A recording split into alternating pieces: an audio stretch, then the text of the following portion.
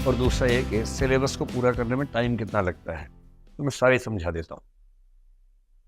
देखिए, अगर आप यूपीएससी की तैयारी ठीक से करना चाह रहे हैं, यूपीएससी, और आपकी बैकग्राउंड ज़्यादा नहीं है, बैकग्राउंड से फ़र्क पड़ता है। जैसे मान लीजिए आपने हिस्ट्री, ज्योग्राफी, पॉलिटिकल साइंस से ग्रेजुएशन किया और गंभीरता से किया, तो आपके लिए यूपीएससी की तैयारी में समय काफ़ी कम हो जाएगा। पर यदि आपने ग्रेजुएशन गंभीरता से नहीं किया हुआ है, मौज में किया हुआ है, जैसे अमूमन हम लोग करते हैं, या किसी एक सुपर स्पेशलाइजेशन वाली स्पेसिफिक ब्रांच में किया है, जैसे मान लीजिए आपने बीटेक किया और बीटेक भी ऐसी चीज में किया, कंप्यूटर साइंस में, जो यूपीएससी में है ही नहीं ऑप्शन, तो बीटेक कंप्यूटर साइंस आपकी यूपीएससी की तैयारी में सीधे फायदा नहीं करती है, नहीं के बराबर फायदा। तो अगर आपकी बैकग्राउंड नहीं के बराबर मान ली जाए, तो यूपीएससी का सिलेबस एक बार ठीक से तैयार करने में 1.5 से 2 साल लग जाते हैं, अगर जीरो से हम शुरू करते हैं तो। 1.5 से 2 साल इसलिए कि ऑप्शनल की तैयारी में कुछ महीने लगते हैं, फिर एसए है, पूरा जीएस है, पूरा सीसेट है। अगर आप इंजीनियर हैं और आपका गणित बहुत अच्छा है, तो सीसेट में आपके 2-3 महीने बच जाएंगे, और गणित में भी डब्बा गोल है तो 3 महीने और एक्स्ट्रा हो जाएंगे, सीधी सी बात। तो 1.5 साल से 2 साल चाहिए फर्स्ट राउंड ऑफ प्रिपरेशन के लिए। उसके बाद आपकी रिविजन प्रैक्टिस, जिसमें 6 महीने मेरे ख्याल से कम चाहिए। तो जिस साल आप तैयारी शुरू करेंगे, उसके 2 साल बाद का जो अटेम्प्ट है आप वो दे सकते हैं, क्योंकि आपको उस अटेम्प्ट के दौरान भी 6 महीने मिले जाएंगे। कुछ चीज़ें प्रीलिम्स और मेंस के बीच में भी कर लेंगे हम लोग। तो जो लोग ग्रेजुएशन शुरू कर रहे हैं उनके लिए तो बहुत मुफीद मामला ये है कि ग्रेजुएशन के साथ साथ तैयारी कर लें, ग्रेजुएशन खत्म होते ही एग्जाम दें, क्योंकि कम उम्र में आईएएस, आईपीएस या पीएससी में आने का फायदा ज़्यादा होता है। सिंपल सी बात, अगर मैं आईएएस की बात करूँ, आईएएस बन के आप 5 या 6 साल में कलेक्टर बनते हैं, 9 साल में बड़े जिले में कलेक्टर बनते हैं, 13-14 साल में कमिश्नर बनेंगे, 17 साल की जॉब होने के बाद आप राज्य में सेक्रेटरी या केंद्र में जॉइंट सेक्रेटरी बन जाते हैं। वहां से 10 साल का स्टेग्नेशन है। लगभग 26 साल के आसपास की जॉब होने पर आप बनेंगे एडिशनल सेक्रेटरी, जो यहाँ पर एसीएस होता है राज्य में। और एसीएस बनने में या एडिशनल सेक्रेटरी बनने के लिए जरूरी होता है कि आपके पास पर्याप्त जॉब बची हुई हो। लगभग 30वें साल में आपको सेक्रेटरी बनने का ऑप्शन मिलता है केंद्र में। सेक्रेटरी का मतलब पूरी मिनिस्ट्री का ब्यूरोक्रेटिक हेड, जो बहुत बड़ा पद है। और आईएएस बनने में मजा उसी पद में है बेसिकली।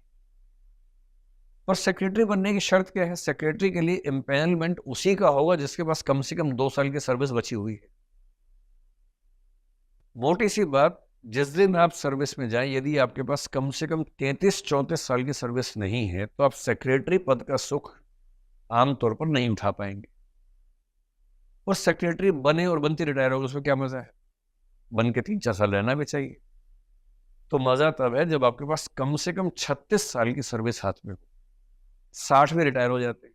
तो 24 साल में अगर आप सिविल सर्वेंट बन गए हैं, तो आप इस नौकरी का वो अधिकतम सुख उठा पाएंगे जो जिसके लिए लोग जाना चाहते हैं। और अगर आप अच्छा काम करते हैं तो क्या है कि सेक्रेटरी बनेंगे, पर यदि आप काम ठीक कर रहे हैं तो आपके रिटायरमेंट से पहले आपको एक्सटेंशन 2-3 साल का मिल सकता है। फिर आप 62 तक, 63 तक काम करेंगे। उसमें भी जब रिटायर होने वाले भी 63 में एक दिन पहले सरकार क्या करेगी? आपको यूपीएससी के मेंबर बना देगी, 2 साल और मिल गए।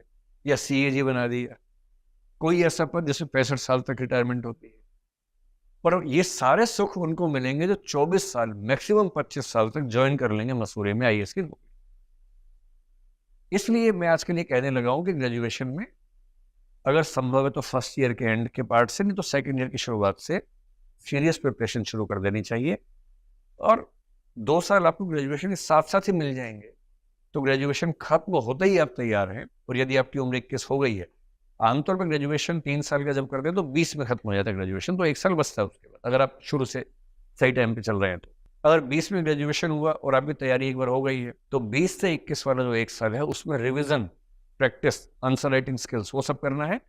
और 21 की उम्र होते ही सीधे दहाड़ते हुए यूपीएससी के अंदर जाना है और सीधे वहां से मसूरी की यात्रा पर निकल जाना है। हर साल ऐसे कुछ लोग होते हैं। पहला अटेम्प्ट, अभी इसी बार एक बच्चा है 136वें रैंक पे आया है, 22 साल का है, सेकेंड अटेम्प्ट है, आईएएस, प्रॉपर आईएएस में आ गया। पिछले साल एग्जाम दिया था, सिलेक्शन नहीं हुआ था 21 में, मतलब 21 का होने वाला था तब एग्जाम दिया था उसने, क्योंकि 21 के आप है या नहीं इसका फैसला 1 अगस्त को होता है। जिस साल आप एग्जाम देंगे उस साल की 1 अगस्त को आप 21 के हैं या नहीं है, इस बात से फैसला होता है। तो डेट ऑफ बर्थ अगस्त के आगे होने और पीछे होने से बहुत फर्क पड़ जाता है। तो उसने 21 की उम्र में दिया, फिर एग्जाम दिया दूसरी बार, 22 की उम्र होती है तो प्रॉपर आईएएस में है, मैक्सिमम 22.5 साढ़े 22 में ज्वाइन करेगा, 37.5 साल की सर्विस हाथ में है।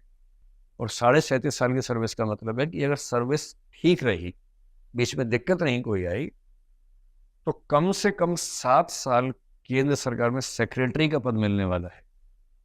और जो 7 साल सेक्रेटरी बनते हैं उनमें से कुछ लोग बड़े सेक्रेटरी, होम सेक्रेटरी जैसे होता है, फाइनेंस सेक्रेटरी जैसे होता है, वो पद मिलते हैं। वो पद भगवान के पद नंबर 2 पे वही पद आते हैं, इतने बड़े पद होते हैं।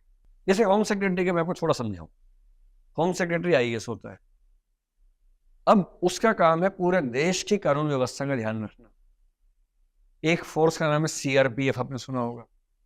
सीआरपीएफ का जो डायरेक्टर होगा, डीजीपी होगा, हेड होगा, वो आईपीएस होगा। सीआईएसएफ उसका हेड आईपीएस होगा, बीएसएफ उसका हेड आईपीएस होगा, एसएसबी उसका हेड आईपीएस होगा, सीबीआई उसका हेड आईपीएस होगा, एनआईए उसका हेड आईपीएस होगा, आईबी उसका हेड आईपीएस होगा। इन सब का हेड होम सेक्रेटरी है। आप वो रैंक समझिए मैं जिसकी बात कर रहा हूं। जो व्यक्ति इन सारी ऑर्गेनाइजेशंस की रिपोर्टिंग लेता हो और इन सब के माध्यम से इंश्योर करता हो कि देश सुरक्षित रहे, ये पद ऐसे नहीं मिल जाता है। इस पद के लिए कम से कम 35-36 साल की सर्विस हाथ में होनी चाहिए, और वो तभी है जब 24 साल तक आप सर्विस के अंदर चले जाए, मसूदे की यात्रा अपनी कर जाए। इसलिए अगर आपकी ग्रेजुएशन चल रही है, आपने बताया था ना, तो ग्रेजुएशन के साथ में थोड़ी सी मेहनत कर लेंगी तो अच्छा रहेगा।